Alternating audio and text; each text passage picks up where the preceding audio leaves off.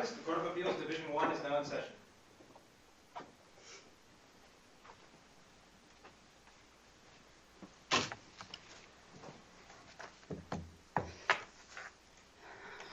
All right, you may be seated.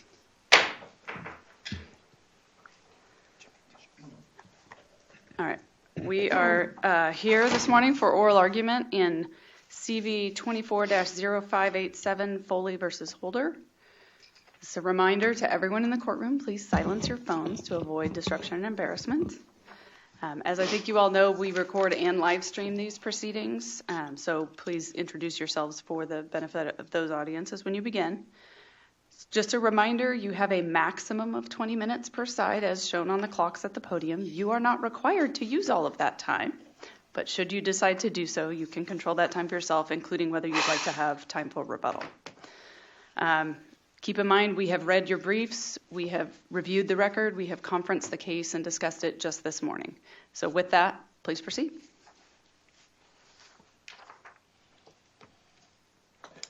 Good morning, and may it please the court. Joshua Ernst from the firm Ernst, Brown & Draper on behalf of appellants, and with me at counsel's table is Michael Grubbs of the firm Warnock McKinley, who also represented appellants at the trial court level, and I would like to reserve 5 minutes of my time for rebuttal.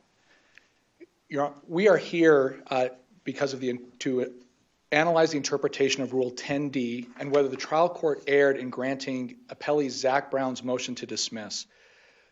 First, a procedural point. The parties have agreed in the briefing that Holder Construction Group was incorrectly dismissed at the trial court level, and so we will not be addressing that here. That portion of the trial court's order should be reversed, and obviously we contend ultimately that it should be reversed as to Mr. Brown as well. When the trial court granted Mr. Brown's motion to dismiss, it did so by relying on language in the Tidelands case, which imposed into Rule 10D a reasonable diligence requirement that's just not present in the face of the rule. And so for that purpose, this court should distance and reject the analysis in Tidelands and issue an opinion enforcing the rules as they're written in the rules of civil procedure. Because the Tidelands court was based on clearly erroneous legal principles, and also because the landscape of the rules have changed since Tidelands was issued, which further underscores its inapplicability today. Counsel, does the rule contain a tolling language, or does that tolling opportunity also come from the Tidelands case? No, the rule itself does not contain a tolling provision, and so the rule just says if a party does not know the defendant's identity, then it may use an unknown designation, and if it's determined, then the party should amend the pleadings. From a tolling perspective, that gets into kind of the relate back doctrine, if I understand your question, Judge Perkins. Well, I guess what I'm getting at is I think this case helps you also, so it's interesting that you would ask us to overturn it, because it's in Tidelands that this reasonable diligence language also contains the tolling opportunity that you are kind of relying on. So were we to reject Tidelands, wouldn't we also be rejecting your opportunity to have told the accrual date? I don't believe so, Judge. I don't believe so, Judge Perkins. And what is the text? Because you encourage us, and I generally consider myself a textualist. So, since you're encouraging us to apply the text of the rule, what rule text allows you to toll? Well, in this case, tolling was not implicated here. The original lawsuit was timely filed. Yeah, but you did not name Zach Brown, so you. Correct. He was named by a John Doe designation in the original pleading. It's the interplay between Rule 15 and Rule 10 as established by the Hartford Insurance Court that addresses that issue. So when an amended pleading under Rule 10D names the defendant, and that pleading is brought after the statute of limitations has occurred, Hartford Insurance then says it relates back to the original pleading if that named defendant knew or should have known about the claim brought against him. Or doesn't Rule 15, at least as interpreted by our Supreme Court, say in the case of a mistake, not the fictitious defendant, it will relate back? Yes, Rule 15C does talk about the mistake, but Hartford is the only case that analyzes the interplay between Rule 10 and Rule 15, which is a unique circumstance where you have an amended pleading that was otherwise timely filed, but the correct or the name was brought in after the statute of limitations has occurred, which is what happened here. Okay, but recently our Supreme Court reiterated, and it reversed parts of some other cases from our court, but relied heavily on the principle that Rule 15 only applies when it's a mistake, and it said explicitly not when it's a fictitious defendant. So how are we supposed to apply Hartford in this situation when our Supreme Court has told us that Rule 15 is limited, the relate back principle of Rule 15 is limited to mistakes? Judge Morris, I'm not familiar with the particular Supreme Court case that you're referring to, and I don't believe the parties have had an opportunity to brief that. Oh, no, it's cited in your cases. It's, hold on, give me just a second. Flynn versus Campbell. Yeah, Flynn. Oh, the Flynn versus Campbell case. Yeah. Your Honor, I believe that, and I would have to go back as I stand here. I don't know how the Supreme Court would address this unique interplay. I believe that the interplay between Rule 10 and 15 is unique enough that Hartford would still stand on its own, because even though the Supreme Court has narrowed other portions of the applicability of Rule 15C. Okay. As we look back, So, I'm sorry, not to beat a dead horse and not to ever allude to Dostoevsky here, but just so I understand, your argument is that the tolling still comes from Rule 15. that is correct. Okay, so you're not asserting that Rule 10 by its text provides for some type of tolling. No, and I agree that Rule 10 text does not include a tolling provision. So at least setting aside the Rule 15, would you agree with Judge Perkins that Tidelands both gives and takes? Because Tideland doesn't rely on Rule 15. Tideland says you get to toll as long as you're reasonably diligent, at least as I read the case. And I'm simple, so maybe I'm oversimplifying it, and tell me where I'm wrong.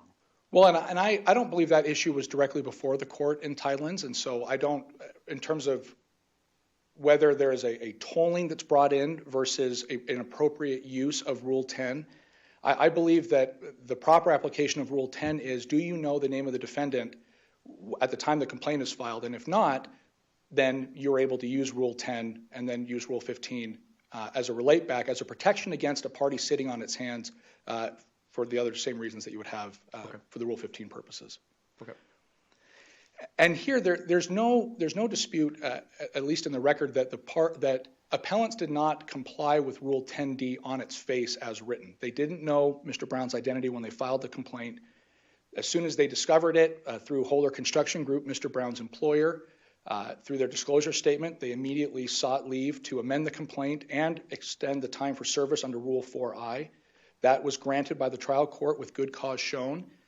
They amended the complaint, and then before they had an opportunity to serve, Mr. Brown moved to dismiss under Rule 10D.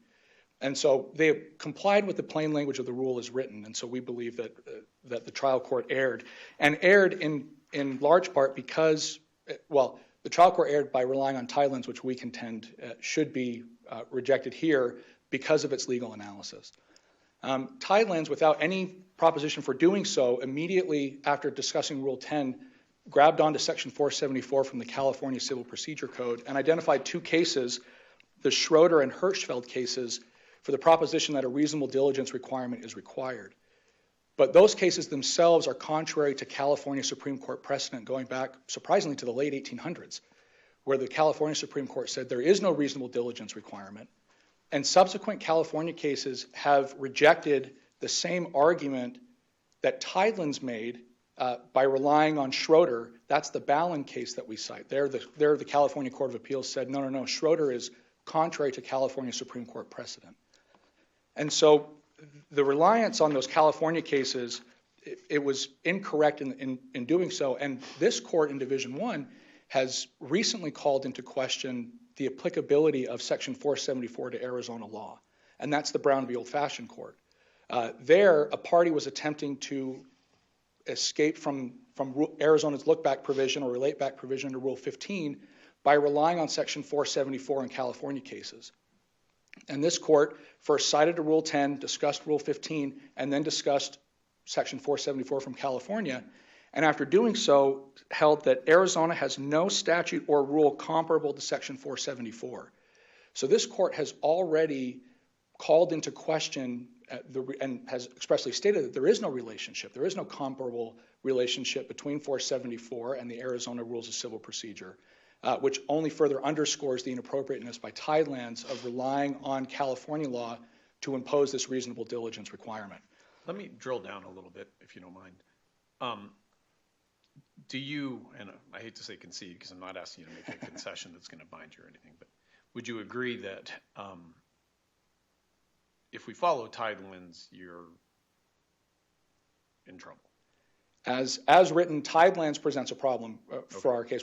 We also contend there are other reasons that the Superior Court decision should be reversed, but Tidelands on its face presents a problem. It's the biggest speed bump for you. Correct. Okay. And so you're asking us to basically disagree with a prior decision of this court? Correct. Okay. Did you raise that argument before the Superior Court? That argument was, this particular argument to distance and reject Tidelands was not raised before the Superior Court below, and appellees make that argument in their response brief.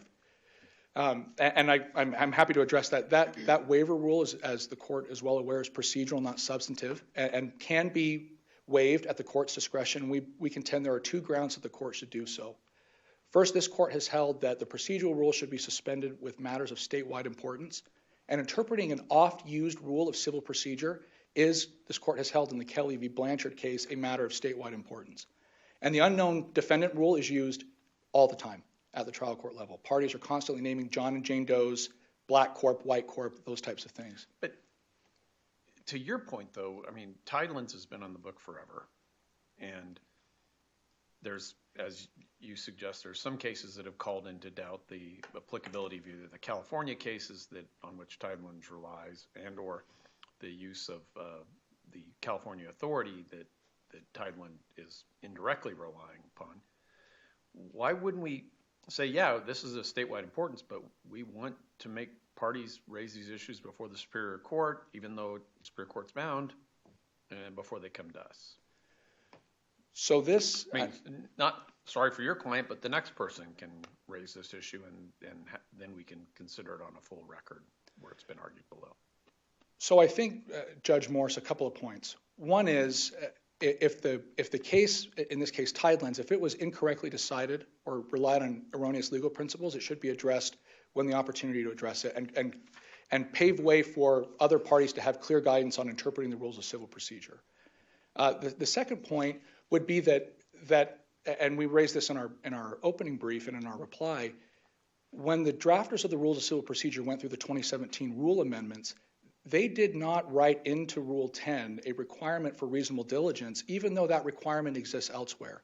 And this court has held that when drafters of rules or statutes omit certain language from the rules and have included it expressly elsewhere, the court should not read into the rule that language when it has been omitted. And I was sad that you didn't cite Workers, which is a case I wrote, which says that very clearly. But anyway, my apologies, Judge Morse. I can file an amended, an errata notice to that point. And so, while it is true that this is perhaps not the most complete record, it was dismissed early on in the case, the principles of rule interpretation would encourage this court to reject Tidelands and confirm that the rules apply as they are written, particularly because in 2017 the task force in the Arizona Supreme Court did not write into the rules, into Rule 10, a reasonable diligence requirement, even though it examined rules elsewhere that had that.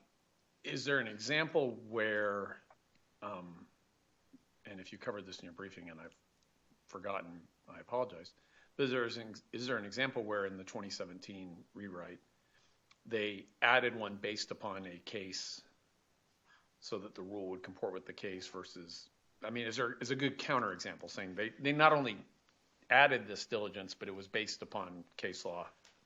I don't know the answer to that, Judge Morse. I didn't look at that particular question, but I do know that the rules that we cited as exemplars in our brief, each of those rules were examined and either went through stylistic or substantive revisions, Rule 10 and the 4 rules that we cite, and the task force in the Arizona Supreme Court did not add in that requirement into Rule 10. Back to waiver. To me, in remembering my time as a practitioner, which is getting further and further in the past all the time, futility is got to be your best argument, right? I mean, we've said that the Superior Courts are bound to follow our published opinions, so what point is there in wasting a bunch of time arguing that they should ignore Tidelands when they can't ignore Tidelands, right? And that was the very next point that I was going to bring up as to waiver. So first you have the procedural suspension of a statewide issue, but then the second is the futility argument, and that's this court's opinion in the Torres v. Jai Dining, which ultimately was reversed on other grounds by the Arizona Supreme Court. But there the court said that waiver did not apply when it was futile in the trial court for the party to have raised the argument. There it was a preemption argument. And here it would be the same. The Superior Court does not get to pick which division of the Court of Appeals it follows, and so it is subject to Tidelands. But this court, this court has held that waiver would not apply under that futility argument. We do raise that in our reply brief. But so assuming we overlook waiver or we exercise our discretion to consider the issue, whichever way you want to look at it, what exactly is our burden or your burden to meet to get us to overturn a prior case? So, and the principles that this court has set forth are that if the prior decision is based on clearly erroneous principles, or if conditions have changed that have rendered the prior decision inapplicable, those are grounds with which the court can say we no longer have to follow. We can. So I get your argument, and from your briefing, it was very clear to me. You're saying this reliance on California law is at best, misplaced or imprecise, and there's certainly things that have undercut it since then. What about the second part? What is so manifestly wrong about this rule that we should discard it? Well, and that's the change, for example, that has happened with the abatement rule under changing from Rule 6F to Rule 4I. Part of what Tidelands does is it relies on Grobe for a one line that we argue is dicta by the Supreme Court, which says the reasonable diligence requirement that exists for the abatement period should also apply to identifying defendants, even though that issue was not before the court in that case. The issue with that is now Rule 4I has changed substantially, and that's the Arizona Supreme Court case. That's the Sholem case. Reasonable diligence is only one prong of that. A party does not need to show reasonable diligence, for example, to obtain an extension for service under 4I. It can do so under a discretionary standard where the trial court looks at factors like, would the statute of limitations bar this claim if the extension weren't granted? Or would the defendant be prejudiced by our decision to allow that to happen? And prejudice does not include just the loss of a statute of limitations defense. And so even that underpinning of requiring reasonable diligence doesn't even apply today because a party doesn't need to show reasonable diligence to be able to get an extension under 4I. So if we followed your suggestion, though, and let's say we just throw out Tidelands and we say text to Rule 10D, leaning on Rule 15 gives you tolling, what limitation is there on this? I mean, and I'm not a big one on slippery slopes and parade of horribles, but it would seem like you could name a fictitious defendant and then just wait forever. And there would be nothing to kind of require you to do your jobs and get it done timely. That I believe would be the Hartford analysis. Should this defendant, did he know or should have known here about this? And that concern. But you could still, so assuming he knows, but you could still sit on it forever and he's never got peace of mind. I mean, that's what a statute of limitations, that's why we call them statutes of repose. I mean, it's supposed to give a potential defendant the peace of mind at some point that he can move on with his life. You're saying no, if he knows that it's out there, you guys could be diligent to the nth degree and sue him 20 years later, and that's all good. I do believe that the plain text of the rule might permit that inquiry, but I think the same problem would exist, for example, under Rule 15C under other circumstances, which also does not have a mandatory time period to be able to do this.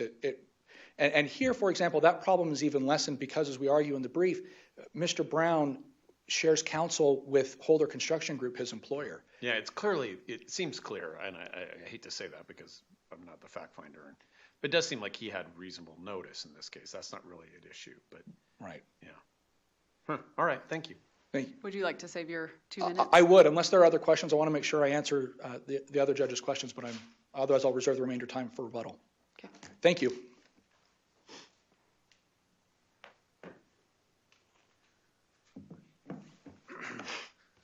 May it please the court, Stephen Chait for appellees.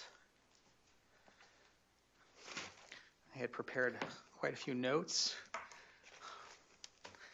but it appears that I may be able to throw much of this out the window at this point in time based on the discussion that's being had. We don't have any windows, so I'm sorry. That's correct. I'd like to address some of the points that were raised and also make note of that case, Brown v. Old Fashioned, that was recently decided by the court after the underlying briefing of this case. It essentially parallels the circumstances of this case. In that case, there were it involved a drunk driving accident. There were John Doe designations for the defendants. When plaintiff, in that case, subsequently learned the identity or the names of those defendants, they moved to amend, and the court ended up granting the motion to dismiss, and it was affirmed up on appeal. And the discussion focused specifically on this California statute that we've been talking about. And the court again said, look, Arizona does not have anything similar to this at all. The California case does not apply. The case that counsel cited to in his brief, Balan, also relies on that same statute. So the arguments he's making for striking down Gonzalez in terms of saying the California courts find differently, the same thing applies here for us in this case. This court has already discussed that statute.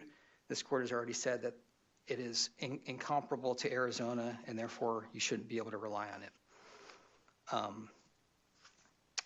Second, the court in Brown addressed the amendment and discussed Flynn and said, look, you haven't shown that there's any reason to amend. There's no mistake here with regarding the party, and the statute of limitations is not told. Same thing you have in this case. You have the Doe defendants. You have the motion to amend to add a new party to correct the identity of a party, which is the same thing that occurred in Brown. And again, for the exact same reasoning, I believe that Brown was decided that the same reason that this court should affirm the motion to dismiss. Would you sorry. touch on it? Because I find your colleagues, friends, opposing counsel's discussion of Hartford compelling. So tell me why that doesn't help him and undercut you. Well, Hartford, I think, actually does help us, because in Hartford, they looked at the Rule 15 analysis and they said, they didn't, that's what Hartford came down to, is a Rule 15 analysis. When you amend, you look at Rule 15, and that's what you're looking at. And as we just talked about with Flynn, you have to show that there was a mistake. There's no mistake here whatsoever. So the Rule 15 does not favor their position, and Hartford actually helps our position. Well, I talked a little bit about the parade of horribles argument. Why isn't it equally compelling for you? You have a defendant who, and I'm not saying these are the facts in your situation, but you could certainly imagine a situation in which the defendant's hiding the name of somebody and says, well, you're going to have to sue me before we're going to respond, and delays on providing discovery until the statute of limitations is run out.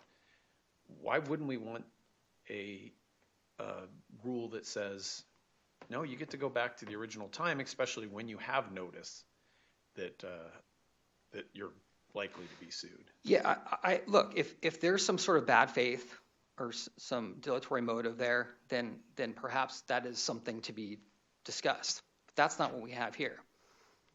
We have a case where the plaintiffs did not do anything whatsoever to pursue this, to pursue Mr. Brown's identity.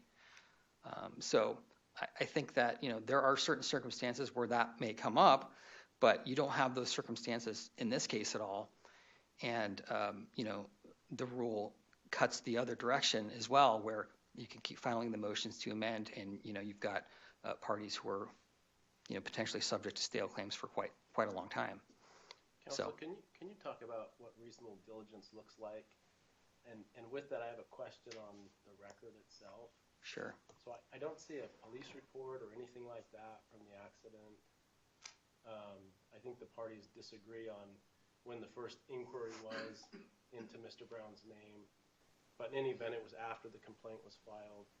Can you talk about reasonable diligence? And what Yeah, sure. And I don't recall if Brown, or there was a few cases that I cited in my brief, they go into some detail on what was and what wasn't done. But for instance, they say, I think with the DUI cases, they didn't inquire with the council. They didn't, file suit, issue subpoenas. There are different ways that you could go about getting this information when you have 2 years to file suit, and specifically in this case when they had counsel almost from the outset of the accident.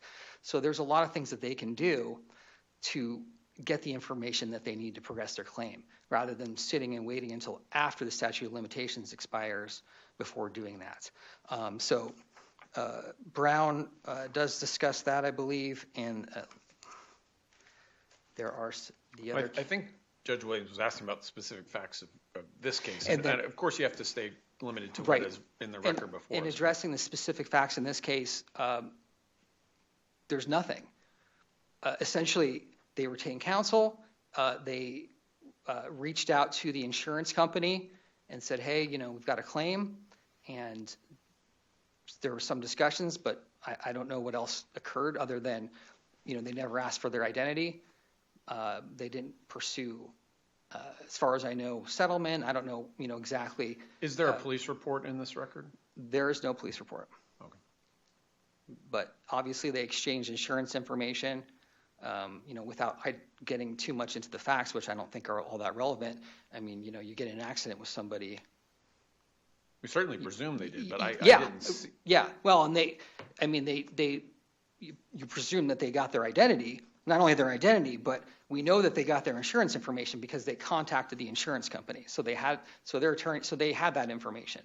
So insurance information was certainly exchanged at a minimum, but that's it. So there's been no other efforts made. And like I said, the cases that are discussed and noted in the record, they do provide some guidance in terms of what could be done.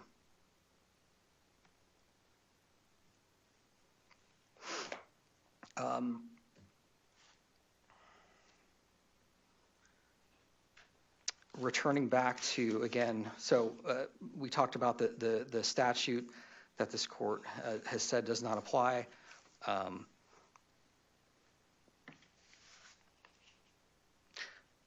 I wanted to point out that Balan case that they talked about, that actually relies upon a decision from 1886 in California.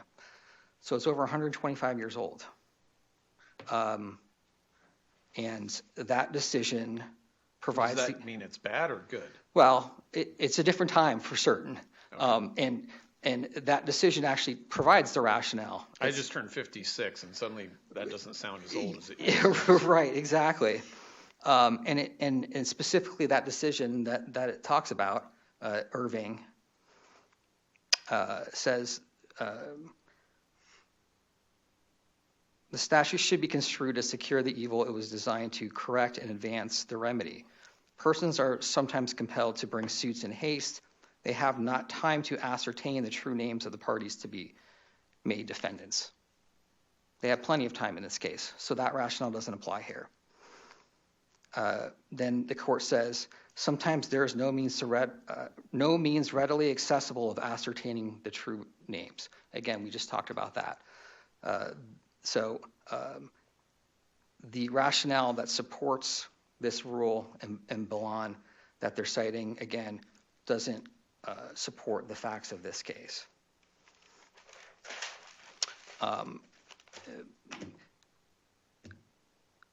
I believe our argument's going to be, at least in this case, that Gonzalez or Thailand's, or whether you're looking at that or whether you're looking at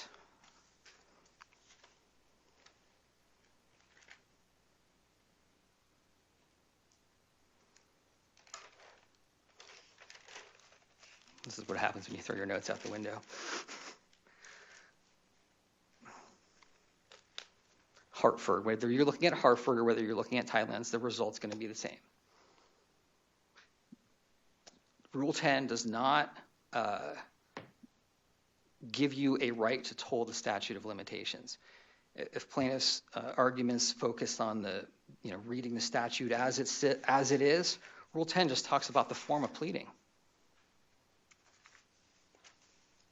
Caption, name of parties, paragraphs, how they should be designated, how you adopt exhibits by reference. What if you don't know the name? That's all Rule 10 says. It doesn't have any discussion whatsoever on what to do when it's beyond a statute of limitations. That's where Rule 15 comes in. That's where Rule 15 talks about the amendments and what needs to happen in order for that to occur. So, not to lead you into agreeing with Judge Perkins, but so your position would be that Tidelands is a naked benefit to a plaintiff as opposed to a restriction on a plaintiff. I don't know why I added naked, but it's Tideland is a benefit to the plaintiff rather than a harm, because without Tidelands, there wouldn't be tolling. Well, I think that Tidelands is a bit limited in its analysis, but I guess what I'm trying to get at here is Tidelands is essentially making the same argument that you have for the statute of limitations and the discovery rule. There has to be diligence. You have to investigate your claims. And you can't rely on the discovery rule for the statute of limitations. You cannot rely on that if you don't do some sort of inquiry and investigation of your claim. It does you no good. So I think what the court there is saying essentially parallels that, and what they're saying there is Rule 10, Rule 15, it doesn't matter how you look at it, you still have to apply this analysis in terms of whether or not the party made reasonable efforts to identify the defendant. And I don't think Rule 10, again, provides any sort of discretion for tolling based solely on its strict language. Thank you. Thank you, counsel.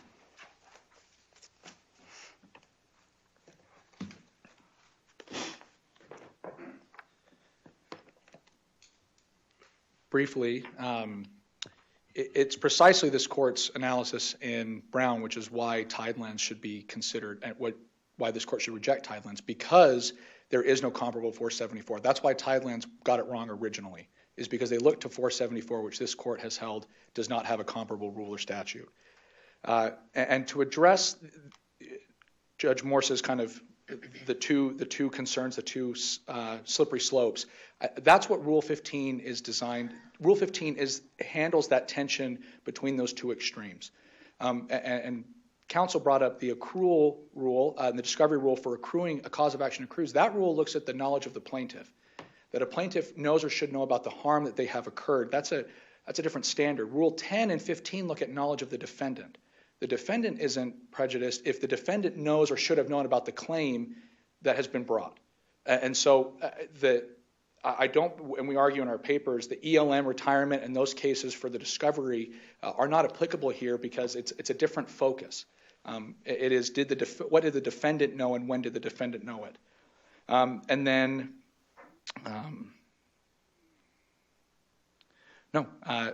with that, Your Honors, unless any of the judges have any more questions, I'll close my argument.